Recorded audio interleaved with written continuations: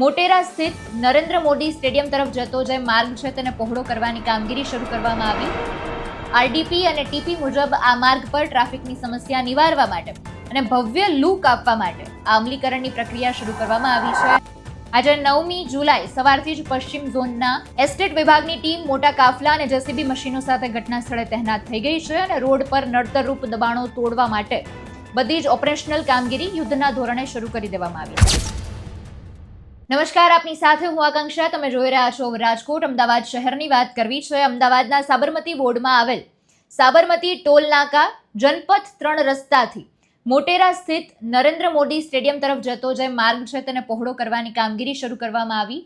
આરડીપી અને ટીપી મુજબ આ માર્ગ પર ટ્રાફિકની સમસ્યા નિવારવા માટે અને ભવ્ય લુક આપવા માટે આ અમલીકરણની પ્રક્રિયા શરૂ કરવામાં આવી છે. હાલ રોડની હયાત પહોળાઈ 18 મીટર છે, જેને વધારીને રેકોર્ડ બ્રેક 61 મીટર તે રસ્તાને પહોળો કરવામાં આવશે. રોડ લાઇનની કપાતમાં આવતી 50થી વધારે કોમર્શિયલ મિલકતોને તંત્ર દ્વારા અગાઉ જ નોટિસ ફટકારવામાં આવી છે. પ્રાથમિક તબક્કે વેપારીઓ સ્વેચ્છાએ પોતાની કોમર્શિયલ બાંધકામો દૂર કરે તે માટે વહીવટી તંત્ર દ્વારા સમજાવટની પ્રક્રિયા પણ કરવામાં આવી છે.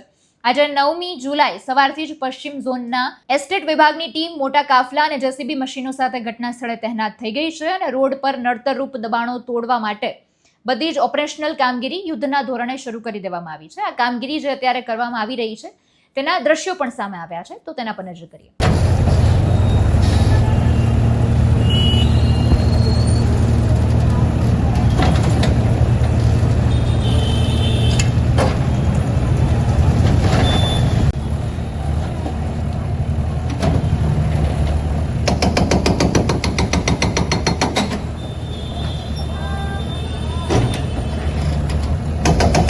એટલે આ રીતના સમાચાર અત્યારે અમદાવાદથી સામે આવ્યા છે.